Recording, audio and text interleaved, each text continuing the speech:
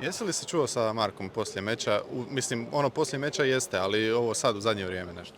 Pa čuli smo se malo posle meča i još jednom, on mi je rekao da ima zakazan meč, čini mi se u novembru u Varaždinu, ali da ne otkrivamo sad to i što i kako i potom trebao bi taj revanš da bude iduće godine, ali vidjet ćemo sve. Kako ti gledaš na to? Jel bi mu ga dao bez problema i jel on to zaslužuje ili ti gledaš na nešto više što je, na primjer, UFC ili tako, ili se koncentriraš na to?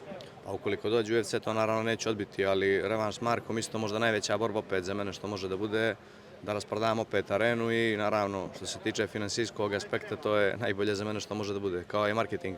Čini se da ti i Marko počinjete raditi ono što rade Vaso i Kroata. Pa otprilike treba jedno 5 mečeva da radim. Reci mi, tu će u publici biti i Mirko i Stipe Miocić. Kako ti gledaš na njih ovako? Mislim, vjerojatno s puno riječi hvale, ali što ti osjećaš kada ih vidiš i kako gledaš njihove karijere? Pa nema šta, Mirka sam gledao kao klinac, toliko dugo sam gledao i kad je Kajdan osvojio u Zagrebu i sve radovao sa njegovim pobjedama. Miocić isto legenda, najviše branio teških titula u UFC-u. Nevjerojatno je će budem s njima tu sjedište do sjedište i da gledam s njima, da čekam da ih upoznam. Reci mi, proveo si sa Vasom i Ođerom i ekipom dosta vremena u zadnje vrijeme. Kako ti gledaš Vasin i Kroatin meč? Može li tu Kroata išta napraviti što se tiče boksa? A Vaso je veći i teži i to će da igra ulogu jer je Kroata se spremao za manju kategoriju i Vaso će ima tu par kila mišićne mase više.